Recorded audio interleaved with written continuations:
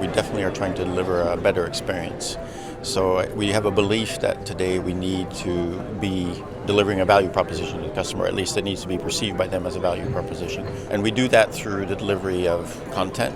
That content needs to be meeting some sort of need they have, so it needs to be talking to one of their interests, or it needs to be delivered in a way, and that's more the channel side, in a way that they are interested in, is going to make them feel comfortable with it. So I think the taking charge is more about, are we delivering the right kind of experience? Are we delivering value in our interactions with our customers? If you take me as an example, I want to give away all of my data, because the more data I give away, the more someone can personalise the service and the experience that I receive.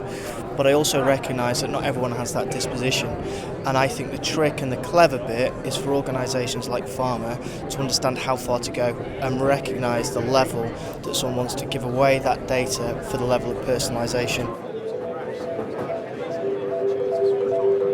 Customers aren't necessarily the traditional HCOs, HCPs, so hospitals in some cases.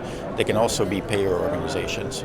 So now we're starting to define customer landscapes much more holistically. It's not just about HCPs and HCOs, but it's about any kind of customer that can influence prescription in any shape or form. Well, I think first of all, our customers in today's world expect there to be a more collaborative technology available, and we collaborate more in a two-way environment, two-way communication. The product managers and sales professionals that I speak with in pharma, they all really desire to have the two-way communication. They also desire strongly to deliver the information in the exact form that the customer is asking for. I think it's about incremental steps in that direction of personalisation. So they're not being seen as overpowering. They're not pushing too far. They're slowly building up an understanding of you as an individual, be it a doctor or a patient, and the level of personalisation you're looking for. I think we've got to recognise the world that's around us and start to behave in a similar way, embracing technology and embracing digital, and then really think not just about the channels, but about the quality of the content that we're delivering and the quality of the experience, and making sure it's personalised, relevant, and ultimately timely. One of the things that Agnitio is doing with Rainmaker I thought was kind of interesting, because it's not just sending up multiple channels, but it's also saying I can push and extend the channel reach beyond the physician to the patient.